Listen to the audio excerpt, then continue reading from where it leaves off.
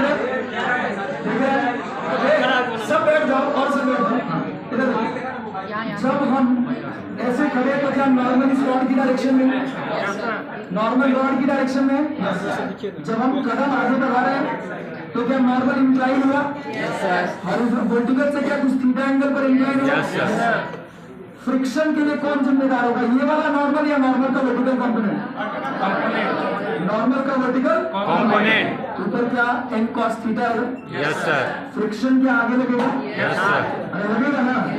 कौन सा फ्रिक्शन है? फ्रिक्शन है। हम कितनी आसानी से सरफेस पर चल पाएंगे ये इस बात पर डिपेंड करेगा कि हमारे पास फ्रिक्शन का स्टॉक कितना ज्यादा है। जितना ज्यादा नॉर्मल रिएक्शन, क्या फ्रिक्शन का स्टॉक उतना ज्यादा होगा। तो जब हम नॉर्मली वॉक करते हैं तो हमारे स्टेप्स थोड़े बड़े होते हैं, लेकिन अगर आप किसी स्लिपरी सरफेस पर वॉक करोगे तो आपको छोटे स्टेप्स रखने पड़ेंगे। क्यों? क्योंकि जब आप आगे जाओगे तो देखो नॉर्मल यहाँ है, पहले के कंपैरिजन में नॉर्मल वर्टिकल से छोटा एंगल बना रहा है। तो इधर क्या है? n cos theta. थीटा जितना छोटा होगा क्या नॉर्मल उतना बड़ा होगा।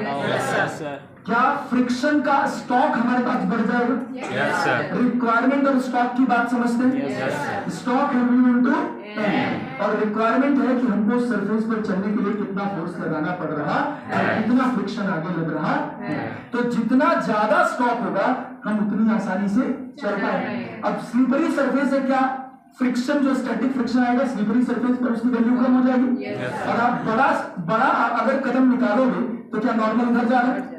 अरे जा रहा है। अब नॉर्मल क्या छोटा हो गया? क्या स्टॉक आपका कम हो गया? क्या स्लिप करने के चांसेस ज्यादा है?